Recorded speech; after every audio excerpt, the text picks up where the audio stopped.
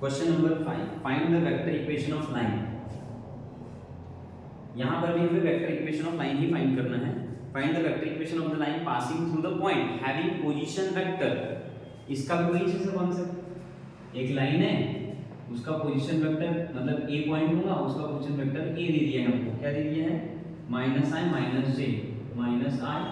Minus j plus 2k and parallel to the line, मतलब ये line another line को क्या है? पैरेलल है। तो पैरेलल है तो उसका भी हमको वेक्टर इक्वेशन दिया है, उसका भी वेक्टर इक्वेशन दे दिया है। तो उसका वेक्टर इक्वेशन क्या दिया है? r vector is equal to i plus 2j plus 3k plus lambda into 3i plus 2j plus k। अब बड़ा अच्छा कॉन्सेप्ट है, इसमें क्या करना है हमको निकालना है इस लाइन का वेक्टर इक्वेशन।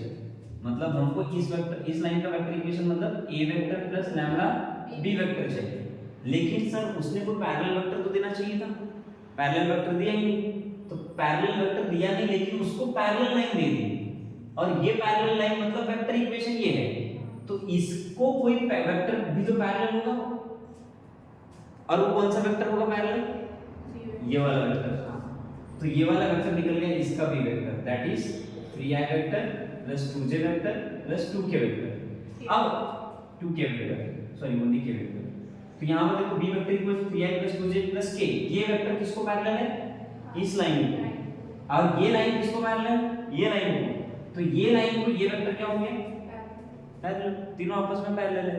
तो मुझे बताओ इसके रिस्पेक्ट में ये पोजीशन वेक्टर क्या हो गया? इसका पैरेलल वेक्टर। तो मैं लिख सकता हूं इसको यहां पर as it is, copy paste, इसको टपका के यहां पर लिख दूं। तो क्या हो जाएगा? b vector is equal to 3i vector plus 2j vector plus k vector. बोलो समझ में आया? तो अब इसको भूल जाना है, अब अपने को सिर्फ इसको सॉल्व करना है। सिर्फ इसके रेफरेंस में हमको क्या निकालना था? यहां से b वेक्टर जो कि पैरेलल रहेगा इसको। क्यों? क्योंकि ये लाइन और ये लाइन आपस में क्या है? पैरेलल। क्वेश्चन में गिवन है। सो देयरफॉर क्या लिखोगे solution? Let the vector equation of line, क्या लिखोगे? Vector equation of line passing through, कौन सा वाला कांसेप्ट लगेगा? Passing through a point and parallel to a vector. Passing through a point and parallel to a vector is given by, क्या होता है formula हमारा? r vector is equal to a vector plus lambda b vector. But ये b vector हमारे पास directly given नहीं है, उसके लिए रेफरेंस में अनदर वेक्टर इक्वेशन दी। तो another vector equation is equal to क्या दी है?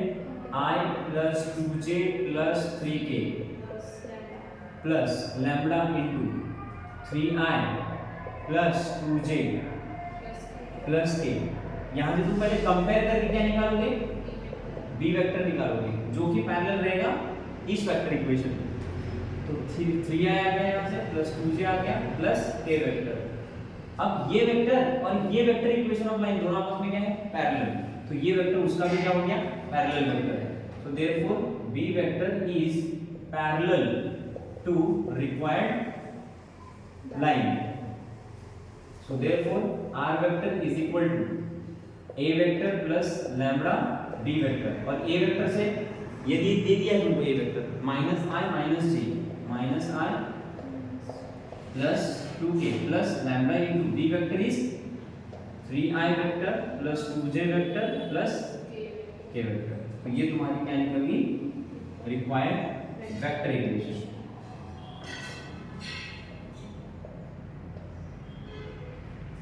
This is required vector equation of line.